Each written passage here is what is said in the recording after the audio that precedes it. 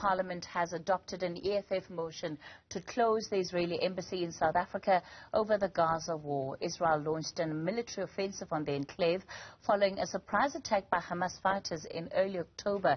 It's now claimed over 10,200 lives.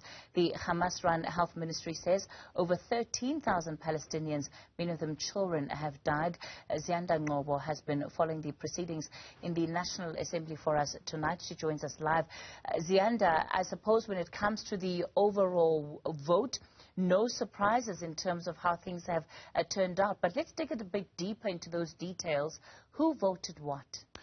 Well, it was expected that the ANC would be supporting that EFF motion, but proceedings kicked off with the adoption of the amendments that were brought by the ANC. Basically, the governing party calling for an immediate ceasefire and for a UN process to lead to that ceasefire as a part of the amended motion. And then there were declarations by the political parties. As you'd know, they weren't given an opportunity to debate this amendment to the motion. It was eventually adopted. And when the matter was put to a vote, 200 ANC MPs voted in favor of the amended motion, 43 EFF MPs joining in, the NFP in support, AIC, Al-Jamaa, as well as the ATM. That brought the number to 248 votes in favor of the closure of the Israeli embassy. Of course, this coming a day after the ambassador to South Africa, the Israeli ambassador to South Africa, being recalled by Tel Aviv for consultation. So perhaps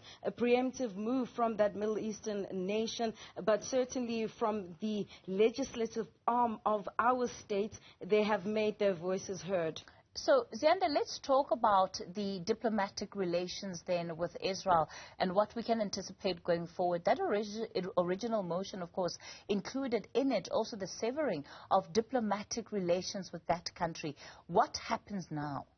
Well, you'll remember that we have the separation of powers, and so whilst this motion has now been adopted by Parliament, it's not a bill, Kathy, so it's not enforceable on the executive. And you'll know that just yesterday we were covering that briefing where Minister in the Presidency, Khumbudzo Ntshavheni, was explaining that the Cabinet has not taken a decision to close down the embassy. In fact, part of what the ANC and Parliament was calling for was perhaps then the ambassador be expelled, but keep the embassy open. The DA emphasizing as well that around 25,000 Israelis living in South Africa will now not be able to be assisted. So going forward then, I guess the attention will turn back to the executive on whether or not this latest development will nudge them closer towards making a decision. Of course, the debates remaining around whether or not then this would be a good move in terms of the negotiation and mediating role that South Africa has continued to play in these conflicts. In fact, Dr. Naledi Pandor being quoted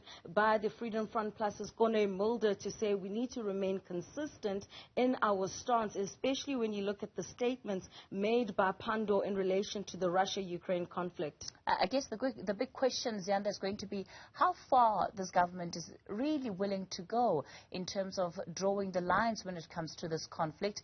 Any indications of that from President Cyril Ramaphosa, particularly following that meeting with the BRICS Plus countries today? Certainly. You know, the President maintaining South Africa's stance that the country stands in solidarity with the people of Palestine and that a ceasefire must be called.